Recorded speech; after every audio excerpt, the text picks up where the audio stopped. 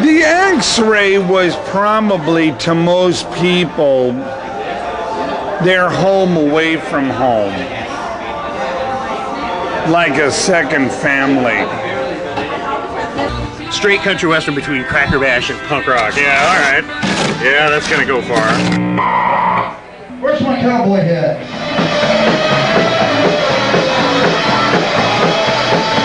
You had such diverse people playing back to back, and yet it was like, oh, well, naturally that band follows that guy.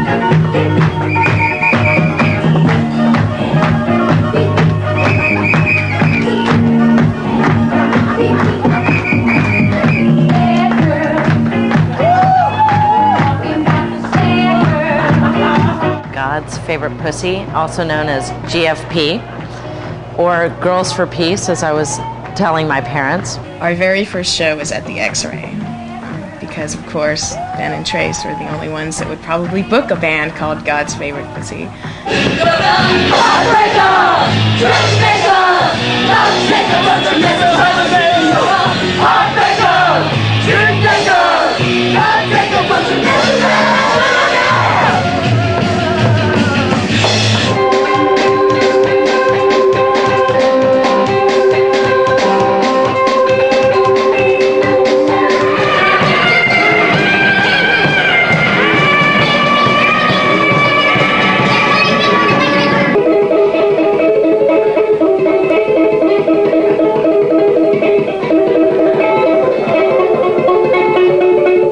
Anything can happen there.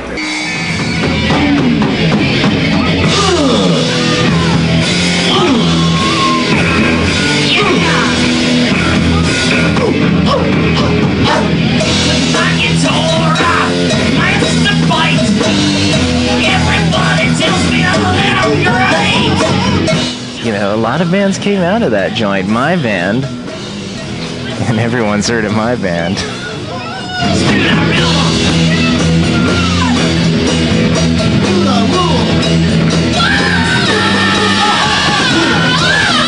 Vinny's band was big. Big Daddy Meets Scott? Yeah.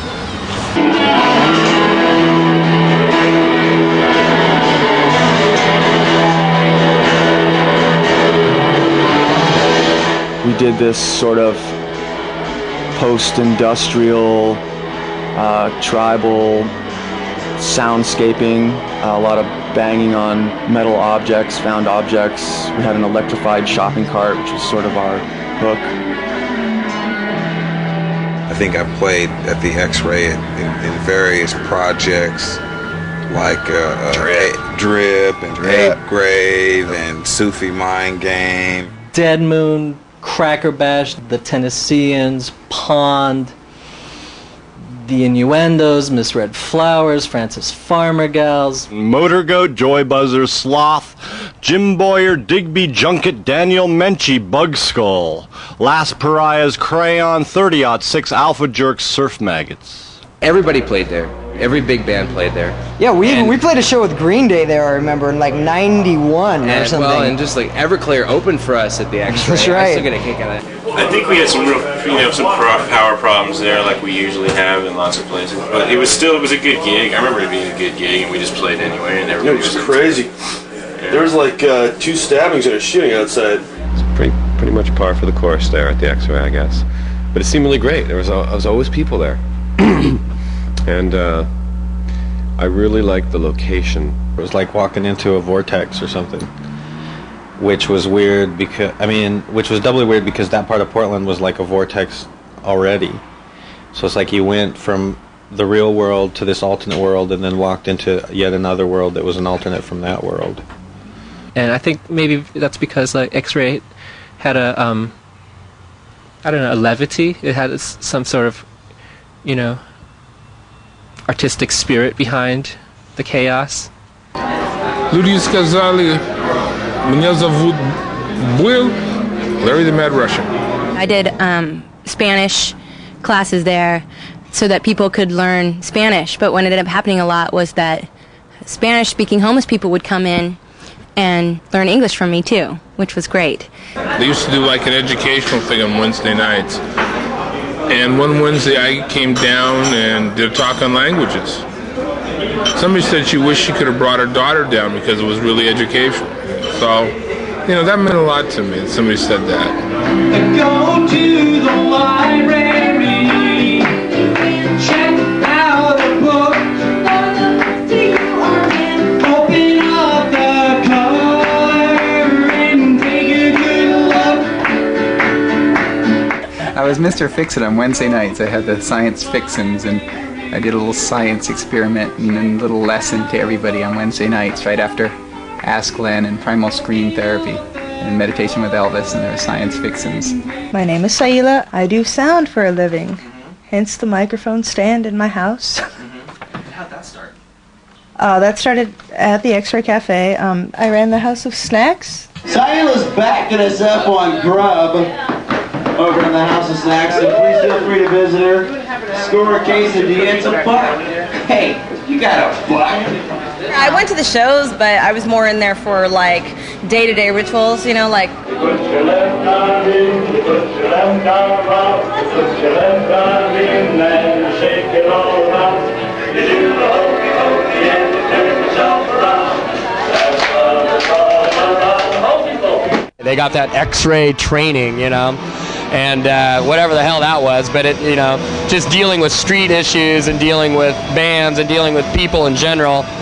You know what? You get all fuck off because you don't know what hurt is. If you want to talk to me, if you want me to listen, then we'll do it outside, okay?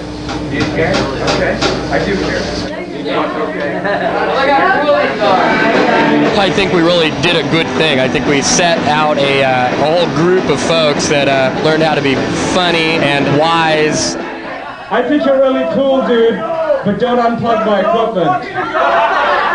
We started doing this thing where after the bands got done playing about midnight, I'd start the show that went from 1 to 4 a.m. And I wouldn't allow people to play music at my show. You could only read poetry and tell your own pitiful story. And some of these nights were just absolutely amazing, and you never knew who was going to walk in off the street. I believe that something really important was happening. Something important like Dada or Bauhaus or Warhol's Factory. That's what I really enjoyed. You could be yourself and not be given all kinds of lip for doing it. Helpful John. Helpful John. Ladies and gentlemen, the wise and wonderful John Brett. You know an old lady who swallowed a spider. It wriggled and jiggled and tingled. Let's do something with the beat. We kept rolls of Scotch tape around just for John. I didn't use any tape at the X-ray. Duct tape.